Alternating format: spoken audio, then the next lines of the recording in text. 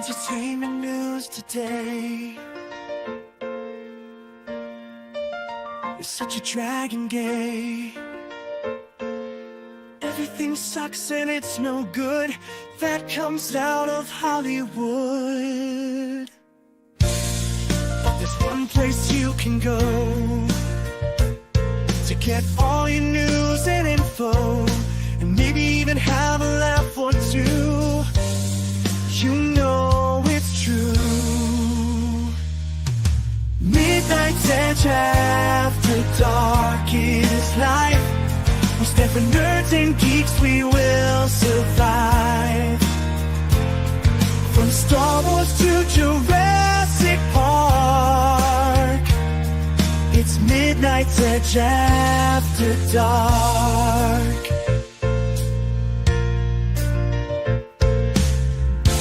All those bombs and flops, but MEAD never stops. We will keep going through the night as we keep up the culture fight.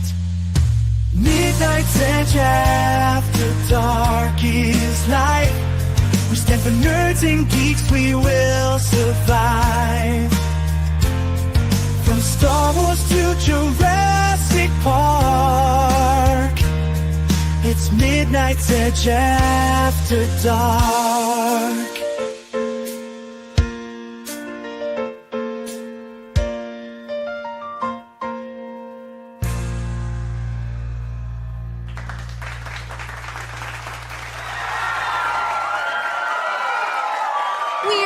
Weird. Good evening and welcome to your favorite show on the interwebs, whether you like it or not. Brought to you by... Just let your soul glow. Just let it shine through. Just let your soul, baby. Soul Glow. That's right. Nick, you use Soul Glow. I use Soul Glow. Oh, I didn't know that.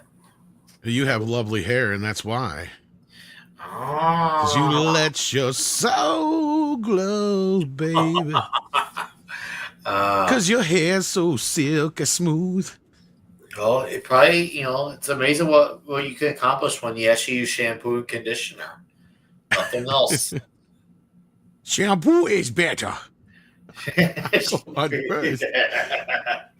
No, I hello, clean the chat. hair. Hello, humans. James Gunn said things, and we should respond to what James Gunn said through his response. That's right. And we have Mo here. How you doing, Mo? Hey, what you looking at, Swan? Yes. I like using Soul Glow because it keeps my curls nice and tight. It does. So, And it's yeah. too damn hot for a penguin to just be walking around down here. Sexual chocolate. No, glad to be here. I believe the children are the future. Teach them well and let them lead the way. Sexual chocolate. Sexual chocolate. Yes. Welcome everybody out there. Hopefully you're doing well. We've got Deeple 101 firing in a $5 super chat right off the bat, saying stopped by HBP today and found a Superman and Superman 2 Donner Cut feature. I don't think I've seen either movie in 20 plus years and never seen the Donner Cut. Ooh, you're going to have a fun time with the Donner Cut. It's great. You will have a tubby. Love the Donner Cut. Indeed. And Okay. HBP is half price books. Well, there you go. So you must have got a good deal on it. That's awesome. And then, of course, FKHC 2005 sending in $2 with some clobbering time love. Indeed. Thank you for that. We appreciate that, and we miss him dearly. But yeah, the news today is mainly James Gunn talking Superman and other shit, including some smack on Marvel. We're going to talk about that, and maybe a few other things. You guys can decide out there in the chats. Send in a super chat. That always helps us here at the channel. So yeah, so anything exciting going on in the world besides the Superman business before we get into that we should discuss? offhand? Anybody? Bueller? Negative. Negative? There's some stuff, but Yeah, it's there wasn't a silly. whole lot out there. Let us today. not go there. It's a silly place. So there was this James Gunn interview with Rolling Stone on the cover of the Rolling Stone. You remember when the Rolling Stone used to be semi like prestigious? Well, I define prestigious. To be fair, Well, it the might be the thrill- very correct demographic to ask, but go on. The thrill that gets you when you get your picture on the cover of the Rolling Stone. Is that I what mean, they he's even did a trying song to do? about it. Is he trying to pay homage to it? I see. I've only heard the hits. I don't really have a fair opinion on the Rolling Stones because to me, I don't feel like I have a proper opinion until I hear like a full album. I'm talking about the magazine, not the band. No. The Rolling Stones kick ass. I was gonna And say they're still kicking ass. they've all aged better than the actual Rolling Stone, and take that as you will. Yeah, Yeah. I don't doubt You that. gotta stop me up. Stop me up because my heart is done stopped. Defibrillator. Who's the guy that is gonna outlive us all? What's his name? I'm drawing a blank. Oh shit. No, Mick I just Jagger? forgot it. No, Keith Richards. Keith Richards. yes, Keith Richards. Thank you. Yes, that is so true. Well, I know who he is. Like I said, I've only heard hits. When I listen, Well, that's to all a they few have. albums- Yeah, but see, I need to listen to an actual album because I've already told you the Soundgarden story. How I used to hate him because of Black Hole Sun, but then I actually listened to the entire Bad Motorfinger album and realized, wow, I misjudged the hell out of the band because I despise Black Hole Sun with a passion. Then I love Soundgarden because I listened to that full album. If only because of White Horses and Give Me Shelter, that the Rolling Stones are one of the best bands ever. Those are two great songs. But anyways, this Please however meet falls for. you. Hope you guess my name. Yeah, but yeah, this is an extensive interview that took me over 30 fucking minutes to read. So you got some highlights. And it's behind a paywall. Yeah, I can kind of give off some highlights here. Of course, there's been some write-ups about some of the things he said already. So, I don't I doubt mean, it. it's all out there. In fact, Variety and a few other comic book, all of them have kind of pulled from something from here because, like I said, he goes from talking about DC, his experience as far as like coming into the fold, his ideas for Superman a little bit, where he is in his life compared to where he was a few years ago. Paints a little bit of a picture of where we found out how things were kind of going in DC and Marvel at the time. He does throw some major shade at Marvel. So- Imagine my shock. I'll And, bet you somewhere out there, maybe on Blue Sky, assuming he's on there, he'd be like, oh, it wasn't meant to be like that. You're probably just saying it. oh no, he flat out says that some of the movies are crap. Really? And he specifically, yeah, he's like, some directors I know that can make really good movies have made shit movies and stuff like that. So like, it was kind of how he put it. Let me see if I can bring up some of these quotes here because it's behind a stupid paywall. Thankfully, okay. Six found a way for me to read it. She got inside it. Well, she had, I think she has a subscription or whatever, and she videotaped it. Listen to me. She screen recorded it for me. She took out the Betamax and She took out the video camera and she pointed it at the screen. wonderful organ music. It is indeed. So yeah. He goes through his history a little bit. Just how he got into the Superman fold. Supergirl's coming up next. How much he actually had to do with that, and he said, he was asked how much he was on the set, and he said 0, very little. I mean, I was there at the very beginning, but I've been pretty busy. And then they also acknowledged that Supergirl is now just called Supergirl, just like they did with Superman, and they joke about that here and there throughout the article, about how he likes to change the name. And he's always cutting things, that's what he says. He also said that he didn't think he could make this movie years ago because he was offered Superman back in 2018 and Batman, and he turned both down. Now, remember, guys, this is what I was saying. Like, both of these were meant to be Elseworld deals. So the Batman was the one that Matt Reeves ended up taking over. Yes. And then he did come back and decide he wanted to do Superman, and that was in around 2020 during the whole thing with the Suicide Squad and everything like that after he got canceled over at Marvel for a hot second. And he does address that a little bit, but it doesn't go too deep into it. Same thing with some of the Snyder Bros. He doesn't say too much about that other than just, you know, he doesn't expect everybody's going to like his movies, and he's directly referring to the Snyder Bros. Although some of the write-ups of this are running with that as like a headline, like he means that towards everybody. It's like, no, if you actually read the context of the article, he's talking directly about the Snyder Bros mainly. But he also does say that you do need some pushback, right? Like he basically says you can't live in a vacuum in so many words, right? Like, I can't believe I agree with him on that a lot. Yeah, you can't be sworn by people who are always going to say, I guess you could say what you want to hear all the time. Yeah, I would agree. So then it goes on to also ask him about the differences between what he's worked on before, kind of what got him here, and how working on the Guardians of the Galaxy movies are what got him to the point now where he can work on something like Superman, because he even addresses that it's not, you know, it can't be the same kind of humor. It can't be the edgy kind of humor he's known for, right? So he's totally aware of a lot of the things that people are concerned about, it sounds like. And again, I'm paraphrasing and kind of amalgamizing this very, very long interview.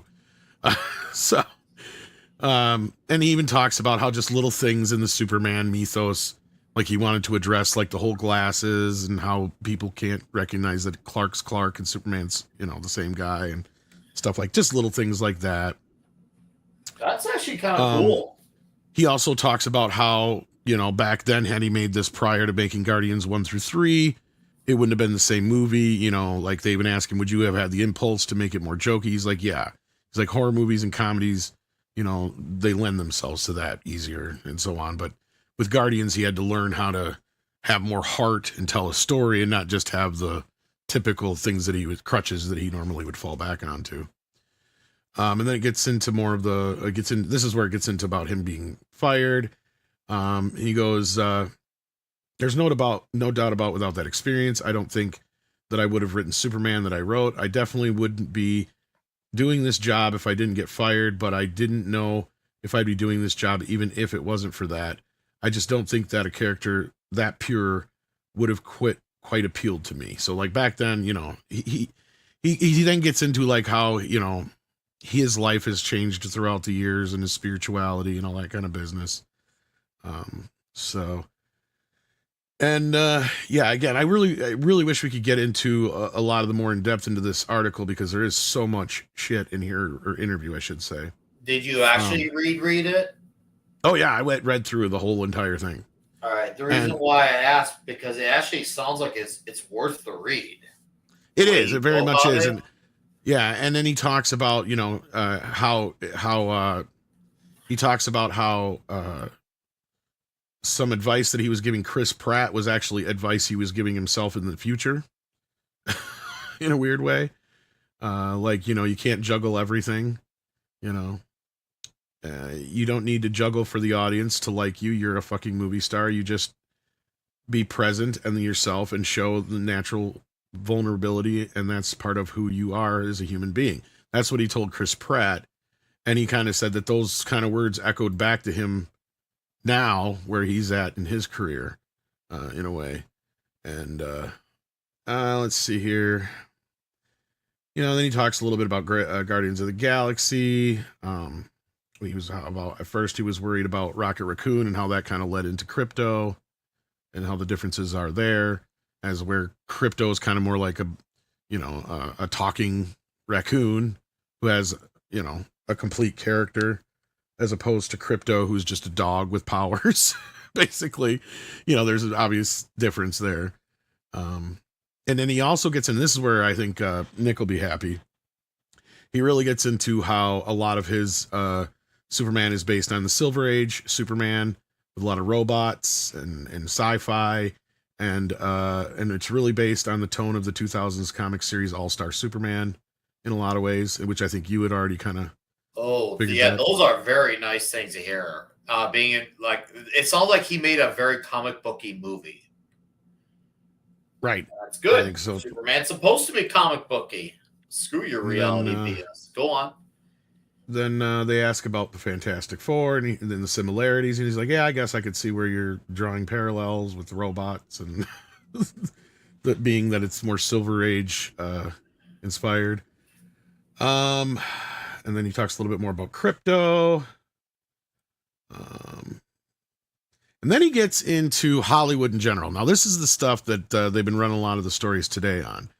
He goes, the interview goes, Eddie Murphy once told me that nearly every bad movie happens in Hollywood because of habit of setting production dates before you have a finished screenplay. Well, then explain Beverly Hills Cop 4, Eddie. Because you had no... Anyway. And then he answers, yeah, totally. Listen, you can do everything right and make a bad movie. I'm really compassionate towards people that put their all into a movie. Excuse me. I know some people... where to go? I know some people that were former workers at Marvel, people who made some of the worst movies. There were people that were lazy and didn't put their time in, and then there were other directors that worked really hard and maybe didn't have the best movie come out, but they did everything they could. But I do believe that the reason why the movie industry is dying is not because of people not wanting to see movies. It's not because of home screens getting so good. The number one reason is because people are making movies without a finished script. And it's true. I think he's got a big point there. And that's, of course, then he gets into his number one rule at Marvel, and that if a project's not ready, it's not ready. And then he addresses a movie that just got killed, although he doesn't say what it is. Could be Booster Gold, could be one that we already know of, like Sergeant Rock. I don't know if you guys have any speculations, but... None. I was wondering if he was Man, who knows? background, but yeah, there's a lot of stuff that feels like it's very incomplete. I don't once again, I disagree with him. It's kind of weird that he's on a tangent where I'm on board with a lot of the things that he's saying. So then, go on. Then he gets into more of his past, his about getting sober, about working with Lloyd Kaufman, and the moment he realized he wanted to start working on his own stuff, and just kind of this, voice of God kind of telling him to finish something because he had all these projects that he never finished. And then he kind of just gets into that kind of business. Let's see here. It said God told him, finish what you start. He goes, it was like the voice of God was completely outside of me. It was weird that you had a lot of artistic outlets. So yeah, then he gets into that he was into music and all kinds of other stuff, writing Scooby-Doo, toy collecting. He was interested in a guy who wrote The Toy Collector about someone's messed up attachment to icons of their childhood. And then takes on Scooby-Doo and eventually Superman. He goes, oh yeah, I guess I love bringing reality to things I love as a kid, saying, okay, this is real. If Scooby-Doo was real, if Superman was real, if Rocket Raccoon was real. So he talks about how he likes to bring things into the real world. And then he talks about Superman a little bit more, about how they already kind of know each other, about the glasses thing, like I mentioned before. Talked about the controversial 70s issue where the Superman basically uses super hypnotism to change people's perception of him with the glasses. And he says there's something like that, only it came from Tom King. The first time we met was at Peter Safran's house. We had this sort of writers group come in. One of those people was Tom, and he was like most helpful. And I'm like, I just don't know how to fucking deal with the glasses thing because it bothers me. And he goes, all that little stuff. And so I guess they worked a lot of that kind of shit out is what he's getting at. Let's see here. He goes, there are things I explain. There are things that I don't explain, that I don't even want to say out loud, but I wanted Superman to be vulnerable. So then he talks about how his Superman's going to be a little less powerful. He goes, I see the online thing. Who wants to beat whom? Homelander or Superman or fucking whatever? Adam Warlock or Brightburn? And I'm like, this is the fucking stupidest conversation. Like, so then whoever wins this fight means that they're the best, because I'll just go out and write God-Man, who can destroy destroy you. Yeah, so he gets into that kind of business, which to me, some people thought was kind of shitty of him to say about nerds, but it's like, you know what? I'm On not the a other fan end of this, that. Yeah, I've listened to you guys talk about, like, I'm not one of those guys who gets into those conversations because I'll be honest, I'm kind of with James here. They're all kind of stupid. It's like they're fictional characters. yeah. No, I don't see. I'm not a fan of the fictional character argument because It's not like you're the amount talking of about stuff- Muhammad Ali and The amount of stuff somebody we else debate fighting, you know. over is based off a lot of fiction in general. Yeah, And I think that's that it's one of the fine. few areas where you can kind of debate and people aren't just spurring out like idiots.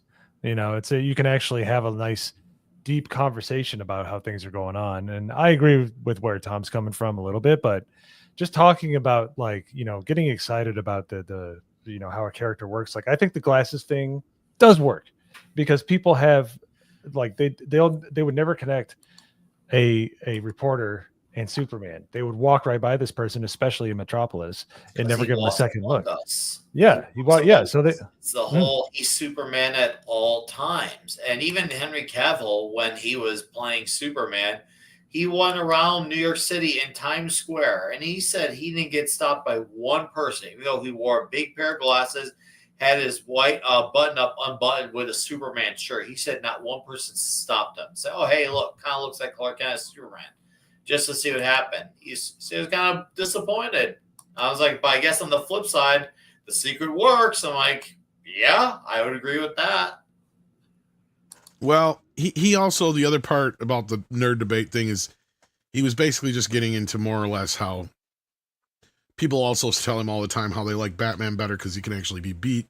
So it's more about making Superman a little bit more vulnerable and less powerful than anything. But yeah. I hope he's not like depowered or something now, because that honestly kind of sounds a little bit like a small, I won't call it a red flag, but it teeters on that because I don't need Well, him to. Superman has had a problem where every few years he seems to get even more powerful than he was before. You know what I mean? Like, he even brings up the point of like his Superman won't be able to punch planets, right? Like, yeah, I mean, you got to have some reality there to where the verisimilitude works, right? Like, even Christopher Reeve's Superman didn't seem like he was completely, like almost to a point where like the Zack Snyder Superman was way overpowered in some ways, comparatively to some of the other Supermen we've had. And certain other ones I've seen in certain cartoons and whatnot. But that being said, he then talks about how people are saying that the whole future of the studio is riding on this movie, and he goes, "How do you work in the face of that kind of pressure?" He goes, "Really, I just go, that's their business, because that's not the truth for me. My truth is this is the first movie out of DC Studios. Other people may say it's got to be a home run, nothing else. I'm like, no, I'd be very happy with a double." He goes, "Fucking Iron Man wasn't a be-all, end-all, was it? No, It wasn't a damn Avatar." run. It was a damn. He goes, "We are run. doing something that's a piece of a puzzle that's not the puzzle itself. We have Peacemaker, we have Supergirl, and what we want to do is make a movie that people love. They feel connected to the characters. It's just this one movie. It's not everything. I hate it when there's a fucking article and it's going on about all the problems, but blah, blah, blah, blah, blah. And that means even more pressure on James Gunn and Superman. And I'm like, guys, I'm not responsible for that. I'm responsible for my piece of the pie. I got to take my budget. I got to make my budget back. I'll be very happy with that." And that's what I've been telling people, right? Because like every time I've ever brought that up to people that I talk to from, my people inside and whatnot, that's kind of the response they always say. They're like, "We don't know where a lot of this comes from other than Zaslav derangement syndrome or Gunn derangement syndrome, because one movie is not going to tank a whole studio. It's not like the video game industry where, they put so much into one game for years, where they make multiple movies every year, right? Like one movie is not going to tank their entire studio. It's just not going to happen. Now, like he said, I'm responsible for my piece of this, right? So that what that means is what we've all been saying. Like, this shit don't work out. Yeah, after Supergirl, then it's probably done if this shit doesn't work. But we'll see, because they got Clayface. They just announced who's going to be that. They just announced Wonder Woman. They do talk a little bit about Batman in here. He is hesitant to say anything about it being canceled or anything like that, but he does point out that they still haven't got a fucking script, and we're supposed to leave him alone about that. He said that? Basically. Oh my goodness. That's wow. Basically, to let Matt do his thing was what he said. Enjoy those See you enjoy in those 5 years. buses. Enjoy those Yeah. bus wheels, Matt. Yeah. Yeah. Jeez. Man, what comes out first? The next Grand Theft Auto or this? Well, and here's the other thing, because then to juxtapose that, when he's talking about his Batman, he says their Batman's a priority, right? So a lot of the things he's telling me is like, it doesn't, Matt Reeves' Batman doesn't really matter. And at the end of the day, I'll still be surprised if it fucking happens. And then of course they talk about crossing over Spider-Man and Superman, and he's like, talked about it a million times, but you know, there's lots of different stories, but he doesn't want to do just a crossover story just to do a crossover story. He goes, there's got to be a reason for it, you know, and stuff like that. He says, yeah, it'd be a great film. Or am I doing this because, oh yeah, people want to see Superman and Spider-Man team up, you know, kind of thing. So yeah. And then of course he's asked about Zack Snyder's shit. And he goes, with this movie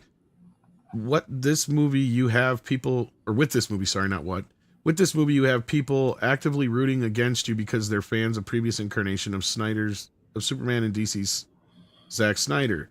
And he goes, what? Fake surprise, and laughs. And he goes, as you may have heard, he goes, I'm trying to think of how to say it best. I don't mind it. I think it's good. I think you don't want to have everyone root for you. This is the quote that everybody's pulling. And I have an actor who reads everything online. I won't say who it is, but he'll read this article and he'll know who it is. It's on the top 5. It's one of the top 5 in Superman.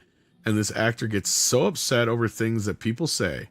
I said, first of all, you realize that the trailer came out and the reaction was 97 to 98% positive.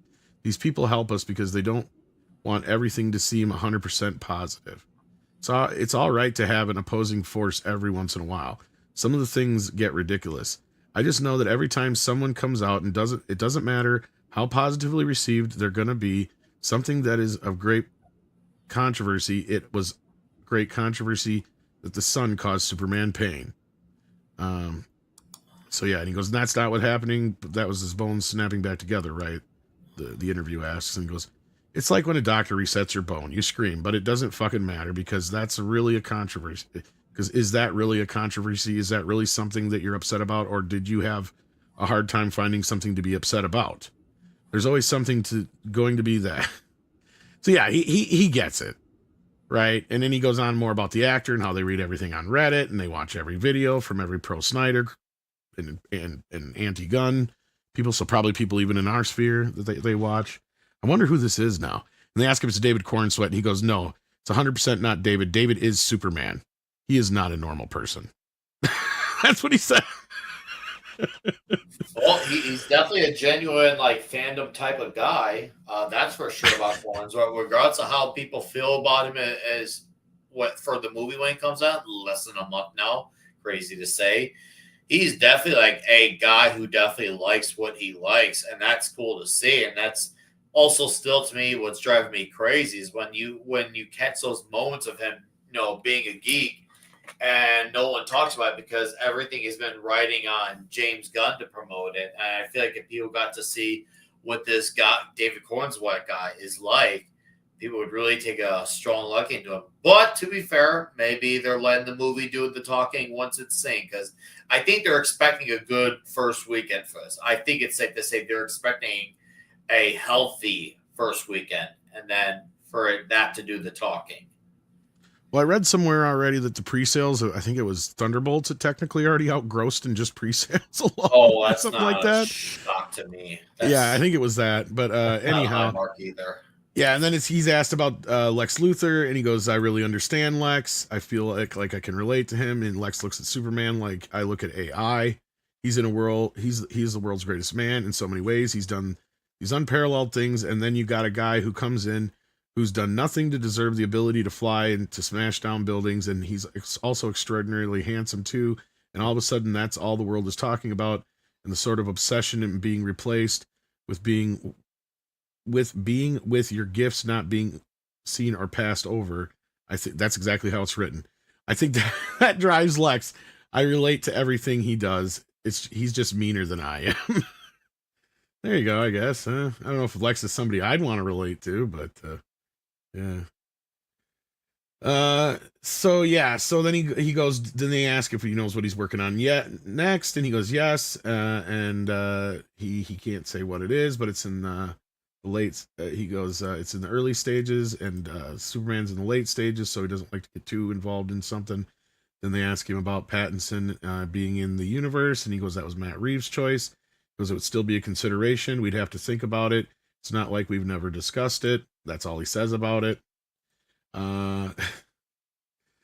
He goes, Batman is my biggest issue in all of DC right now, personally, and I'm not writing Batman, but I'm working with the writer of Batman, and I think he's talking about his Batman now, not the Batman, obviously, and trying to get it right, because it's incredibly important to DC, as is Wonder Woman. So outside of that stuff I'm doing in the projects that are actively going, our two priorities are finishing Wonder Woman and our Batman scripts. So that's why I said keep that in mind. He's talking about Brave and the Bold.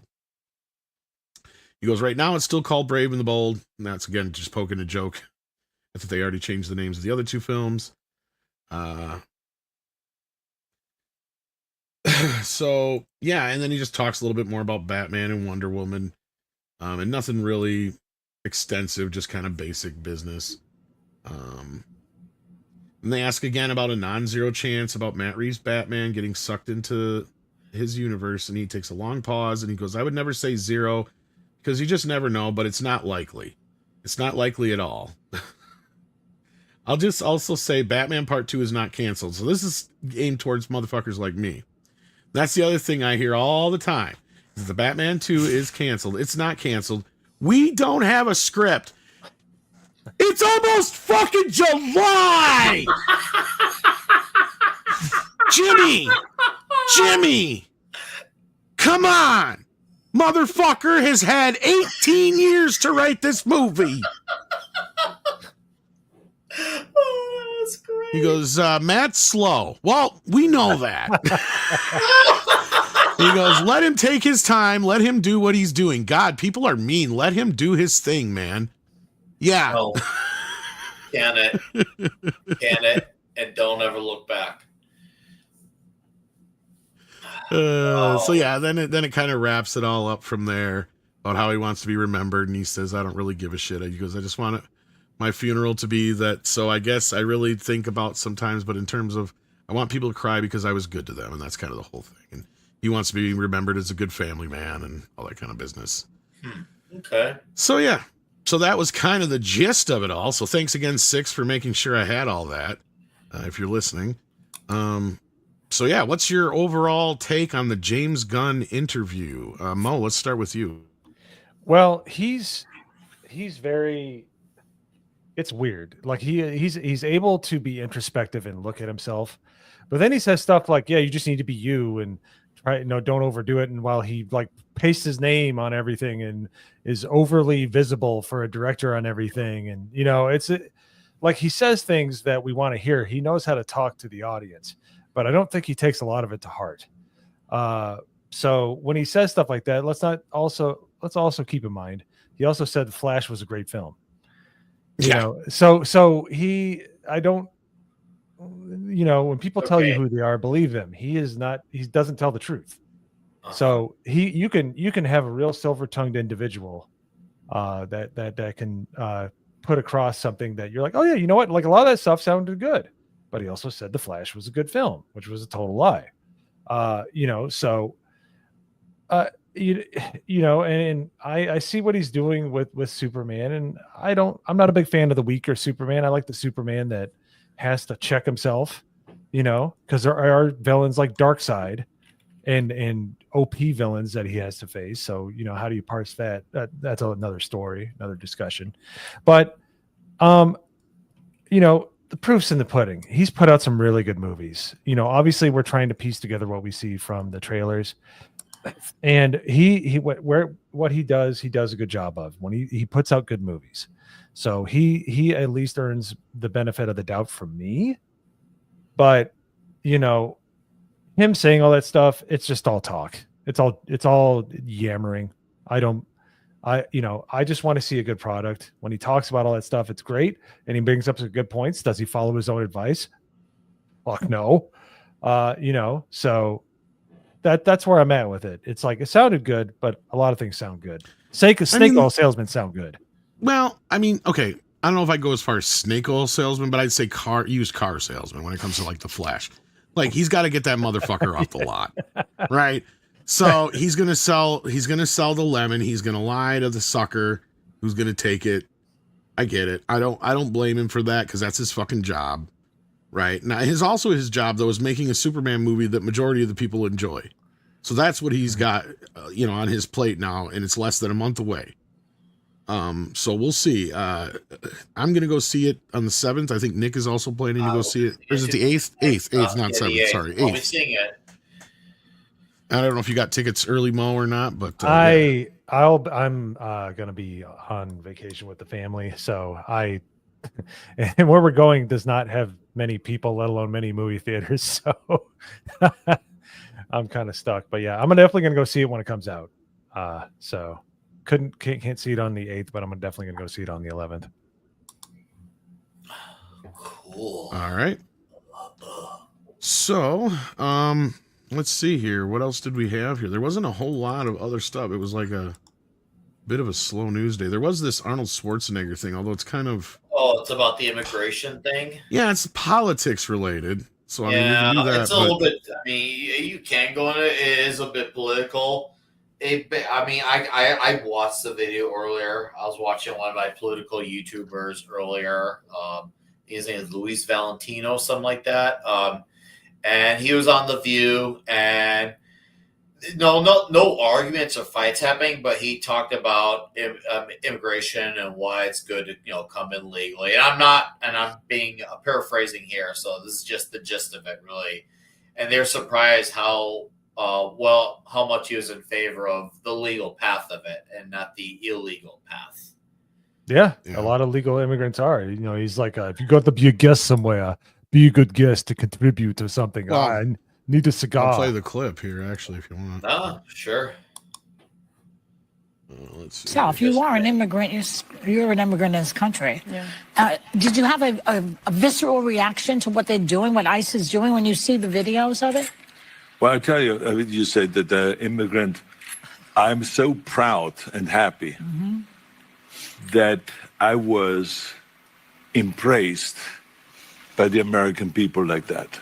I mean, imagine I came over here with the age of 21. I was also embraced by tons of hot chicks. Absolutely nothing. Drugs. And then to create a career like that. I mean, in no other country in the world could you do that. Every single thing, if it's my bodybuilding career, if it's my acting career, becoming governor, the beautiful family that I've created, all of this with is my because house of America. And so this is why I'm so happy to see firsthand the many families I've created. The many families I've created. I still don't know about some of them. There's so many. I'm procreating. I'm repopulating. Country in the world, and it is the land of opportunity. Now this is funny because not Joy or whatever one it is here. I don't know. Fuck them all. They're all not Whoopi to me except for Whoopi Goldberg. Bitch 1, bitch 2, bitch 3. Yeah, and then Whoopi Goldberg. Yeah. She tries to stop him here, which is hilarious. So this is the part that I found funny. And I think because I'm such a proud American and a proud immigrant that came to America, I was asked to do on July 4th a big speech. Yeah, this is the keynote speech at Mount Vernon, where George Washington was laid to rest, and where he lived and all that, to celebrate the 250th anniversary of America, the existence of America. And I will be doing the speech there. They asked me because I'm an immigrant, and there will be 7,000 some people there, and there will be people that will be sworn in and will become citizens that day. That's great. So it's really a great celebration. And this is what this is all about. So far, so good, right? Wow, is to celebrate people becoming Americans and coming to America and all that. And so I just think the world of the great kind of a history that we have with immigrants in America. But the key thing also is at the same time that we got to do things legal. That is the important thing. Did you hear the gasp? I heard it. I hear the lamentations of the women.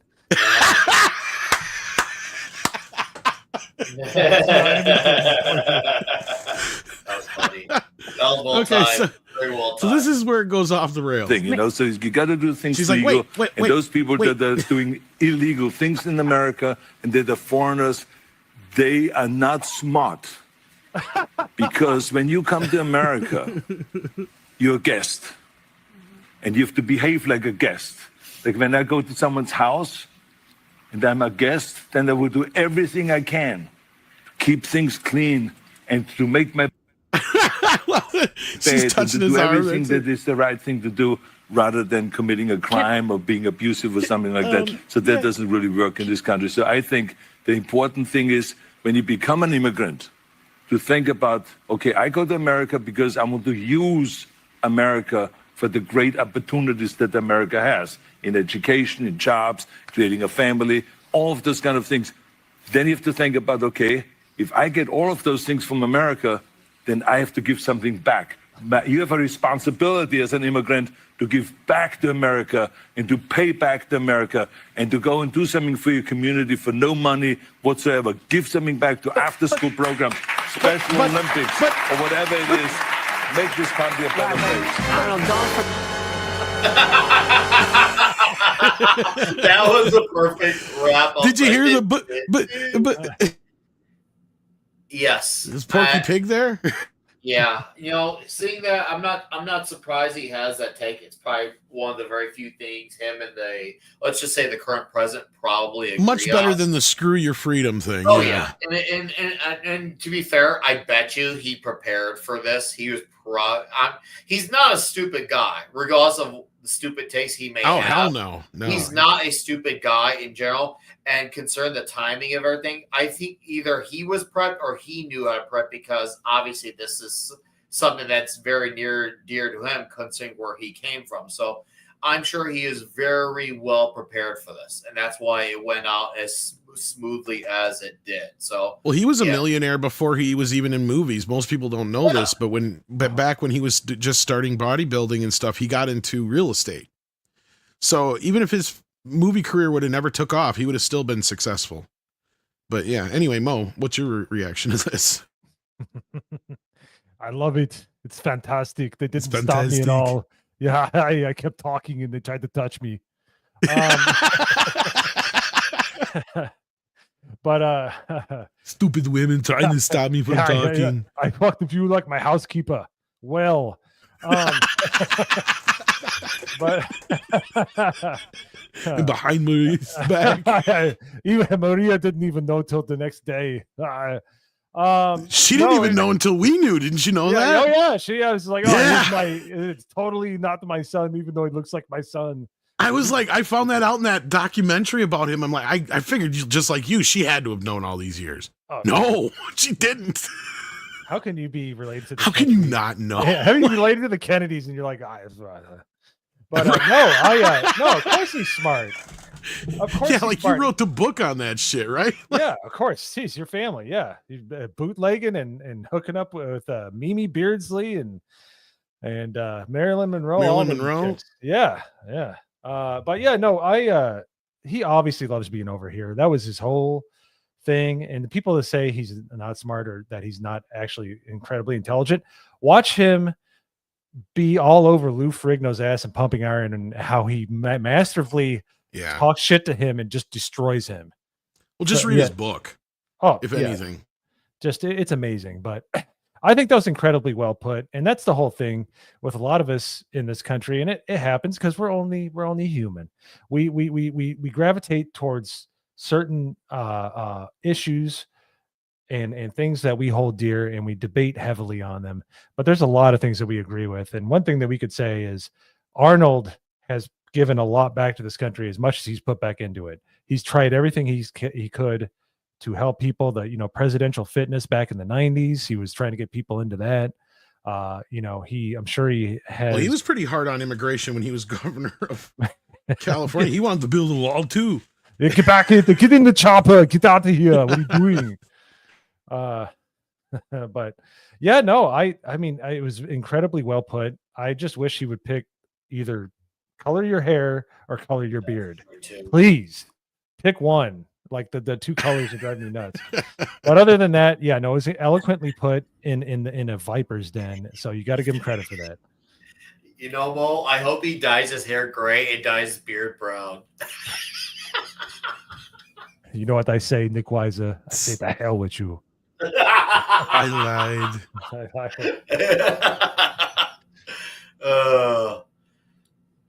So what do you think, Nick? What do you think about what Arnie was saying? With Arnold's take? Yeah. Not surprising at all. I mean, yeah. Once again, just because someone has a stupid take doesn't make someone stupid as a whole in general.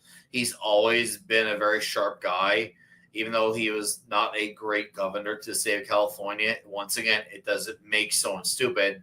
They may do stupid moves, whether it's on their own merits or from bad advisory. Regardless, not here or there.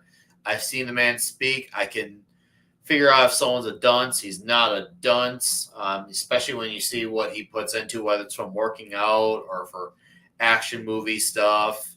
He has his smarts, and obviously he comes from Austria. He wasn't a Grammy. He's been very open about that since day one. So it's clear that, even though he voted against the Don, it's clear he and the Don also have a position in common. And it makes me wonder how much he's actually paid attention or not paid attention to his campaign when I see that, because this is a position, especially that the current administration really campaigned hard on. This was actually probably one of the top ones. And you're thinking, if this is one of the key campaign issues, where was all to hear out this part? Good point. Yeah, that's true. That's the only thing I'm confused on, because they are. Well, he's got some major TDS too. Yeah. Oh, I know, but that's why it's so confusing, because usually most people who do have it, they don't have this strong of an immigration stance. I'm not saying, obviously the big planet, and there could be more out there who I've never crossed paths with. But as far as people who speak into the stratosphere, I think he's the only guy who I've ever know of to have TDS who's had this strong of a stance. I mean, if you know of a guy, at least one, famous or not, I mean, I'd like to know, because I've never heard of it being. Especially, his stance makes sense because he's a immigrant himself, and he did go through all of the proper channels to become a legal citizen. Yes. So that's why I think it's a big deal to him. Yeah, and maybe that's why I feel like he must have really not paid attention to those campaigns, because if there was I say this as someone who watched a lot of those campaign shows. I did. I watched a lot of those stops. I wanted to see what he was saying. I wanted to know what he was campaigning on, to see what I could or could not get behind him on. And this was a big one. And I'm thinking, okay, so then if that's something that they're both basically in lockstep on, what are his actual criticisms of him? So it makes me wonder. Indeed. So with that, see what you guys are talking about out there in the chat. We got Kalekioki, who says the fictional character got him a gig at Warner Brothers. That's true. I just think I get what he's saying. I think people are misinterpreting what he's saying, was my point. Jason Webster says it's time for a modern live action take on the Groovy Ghoulies. The Groovy Ghoulies go to college. There you go. No, yeah. The only problem I have now with doing anything, or anybody in Hollywood doing anything right now, is I don't trust them. That's my problem. So that's my only thing. What do you guys think? Are you guys familiar with the Groovy Ghoulies? I am not. I assumed it was a band that was on Scooby-Doo once. I don't know. All right. Well, there you go. Sorry, Jason. Yeah. So with that, we did get I guess we could actually, we did bring this up earlier, but since Six sent me the actual story, We could bring this up. We do have our Clayface now. Tom Rise Harries, whoever this guy is. He looks like David Bowie, almost. A relative newcomer has scored the high-profile role in Clayface. So there you go. After an exhaustive search. So, there's your Clayface. Yeah, I don't know. You're gonna have a hard time convincing me anything is the true Clayface other than the animated series. This is the best Clayface I've ever seen in my life. But yeah. Well, so does David Bowie in some cases. But he's like the ultimate bi dude, right? Like, besides Prince. What you're talking about, Ziggy Stardust. I know, right? I mean, he's one of the few guys who can pull it off, and it works for him. Yeah, no, I'm interested to see what this is. I guess maybe. So I'm not a big fan of this whole we need to do the villains thing. I think Joker was a one and done, and they should have left it alone.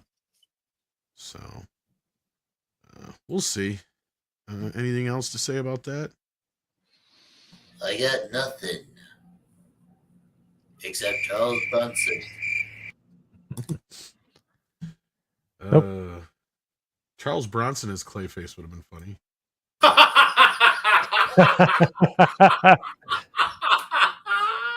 Oh, that's way too perfect. Hey, Batman, look what I can do.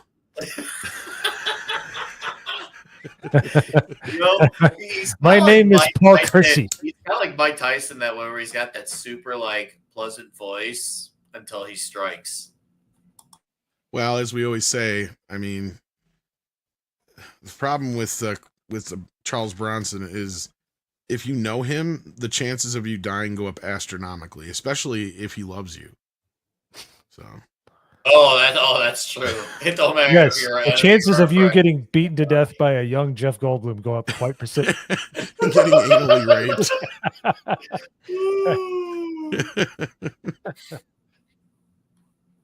I'm gonna paint your mouth, you stupid cunt. I think that's what he says. No, he says GD rich cunt.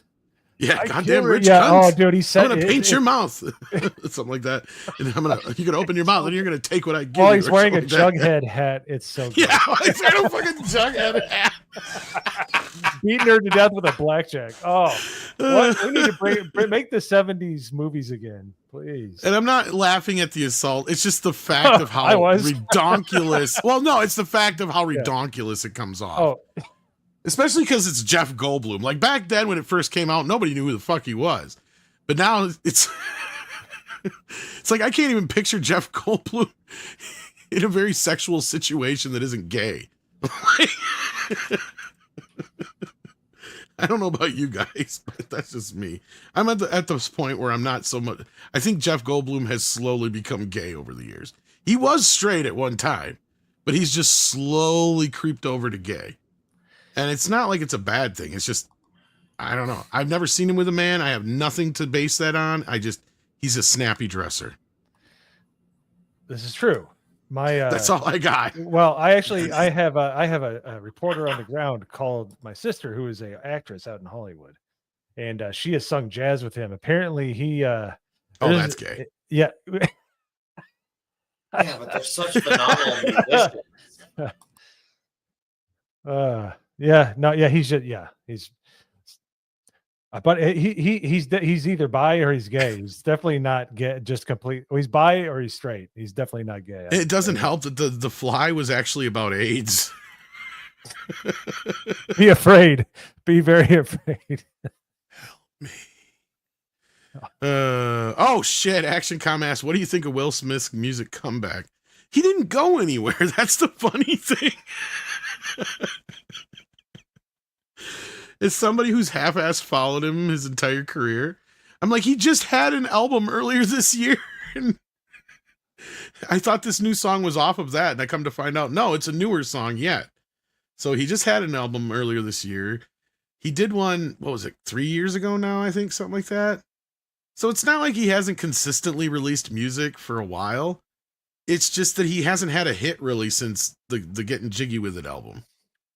really. And one of the albums after that, I think he had like one hit. But like he hasn't really had a big successful hit. And this one's getting memed and popular probably for the wrong reasons. But I'm listening to it and I'm going, yeah, you guys are all making fun of this. But do you know how many white bitches are going to dance to this shit in the club? All of them. I'm so The far. Pretty out. Girls song. I just saw the video. I didn't hear it, and it looked cringy. Well, the song is not the greatest, but none of his look. No. Yeah. DJ Jazzy Jeff and the Fresh Prince were like the Kiss of rap, right? Like their music was good enough. Like, you know what I mean? Like you had a few songs that were good enough, but it was enough to kind of be that catalyst to get Will Smith into the next step of his career kind of thing. I don't know. And Kiss is just all about the showmanship and the merchandising. So yeah, I don't know. Jason Webster says David Bowie was underrated as an actor. And it's true. He's terrific as John Merrick and in the very early 80s Broadway play of Elephant Man. Oh yeah, he did a lot. He was one of those guys, no matter what he was in, even some of the worst films that he was in, he was still at least good in or interesting in. So yeah. No, he was a legend, that's for sure. But yeah, I agree. His best work is with Jazzy Jeff, but yeah. Because at least Jazzy knew how to mix a couple songs together and you couldn't really always tell what was what.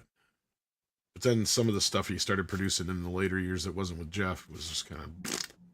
It was literally other songs that he sang over. Like it was, he didn't even remix them.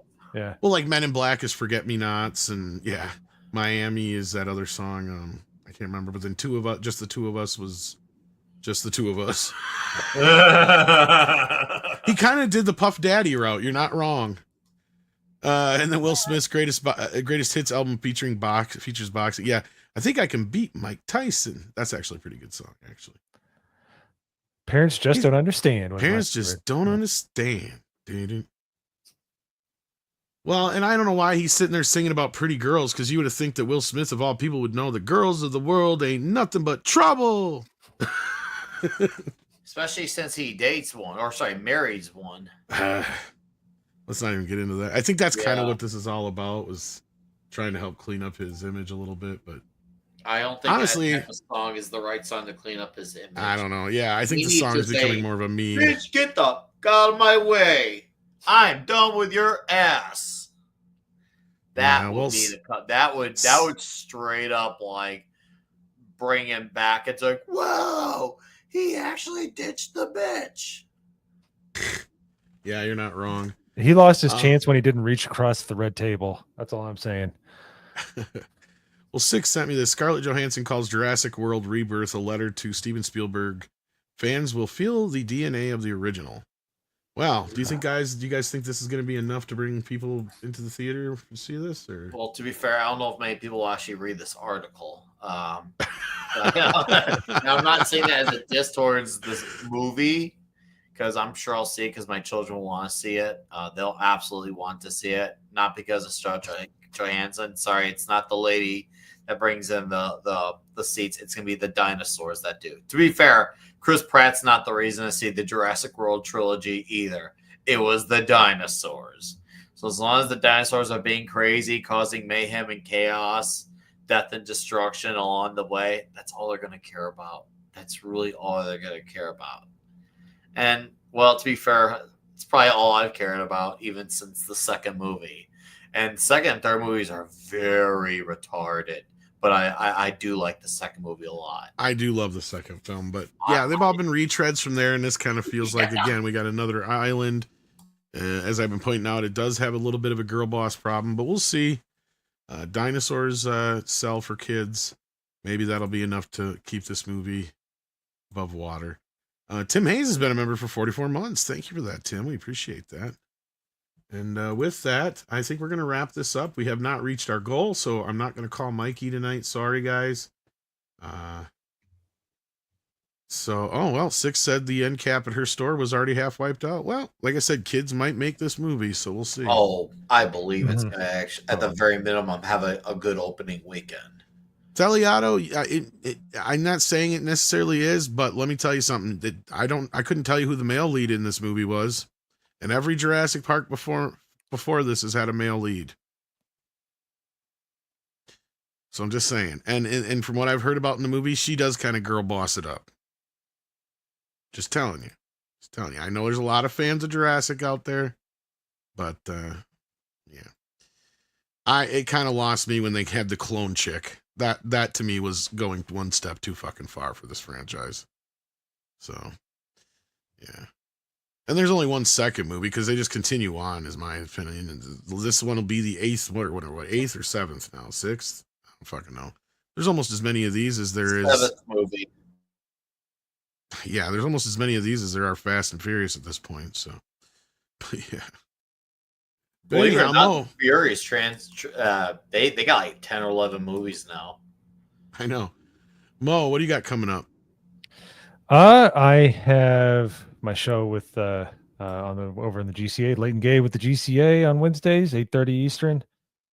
And then I'm going to start playing Mass Effect on Thursday. I have never played that game, mainly because I was fairly broke in my early 20s, late 20s. So you had to be very choosy with games, but I'm going to be picking that up. I heard it's an amazing game. But other than that, the Monday Hangover, we're going to be doing my personal favorite guilty pleasure movie that somebody, Dr. Manzor, donated for.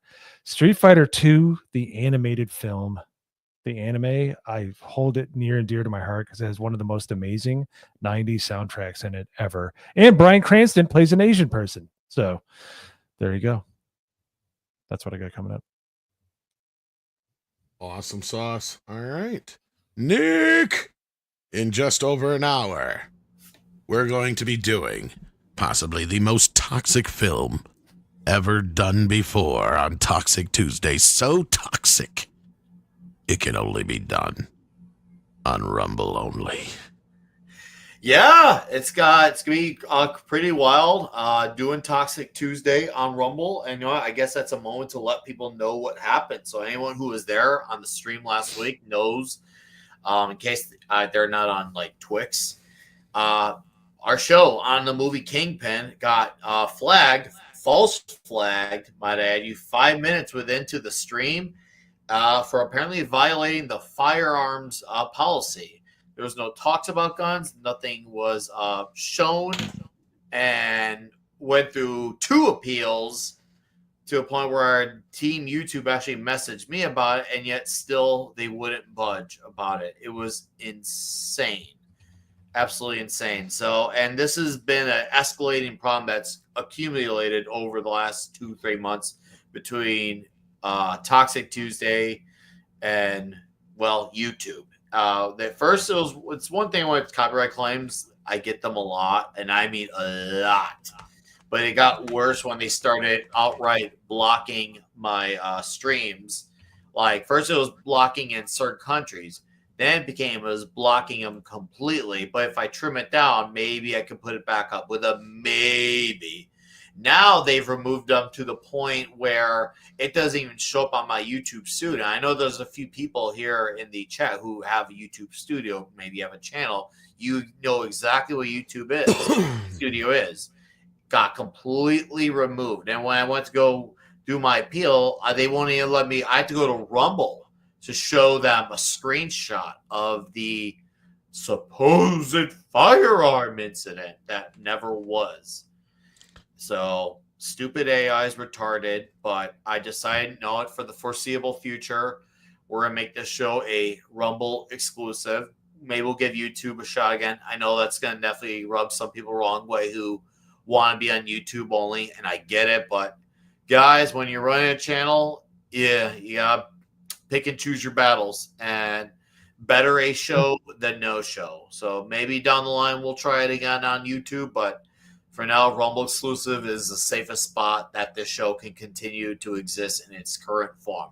But the good news is it'll be more mayhemic. It'll be more homoerotic. It's going to be huge. It's going to be diabolically huge. And I hope all of you come out huge and hard for this show. Yeah, the kid gloves will be off the entire show for this one. So anyways, that's my E True Hollywood story. I sincerely hope you turn out to the Rumble edition of this going forward. Hopefully this will give you guys the motivation to see how serious the problem is and take that leap. So thank you. And he never even said what the movie is. Ha! Yeah. Fucking Yeah. nice dirty work with Norm Macdonald. Thanks for bringing up my movie there, Nick. I really appreciate it. The movie that's so toxic, time even ever. YouTube can't handle it. First time ever watching it for me. So I'm stoked to talk about it.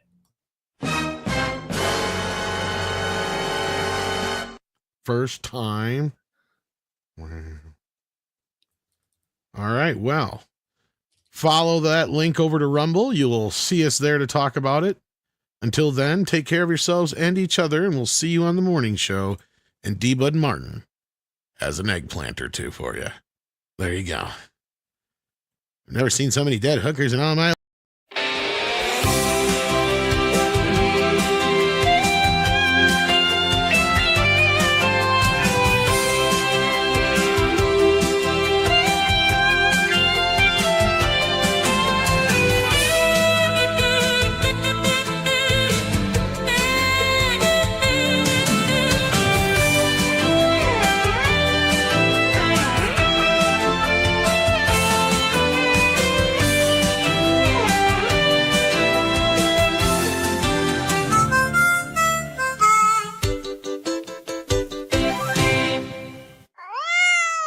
Cute kitty.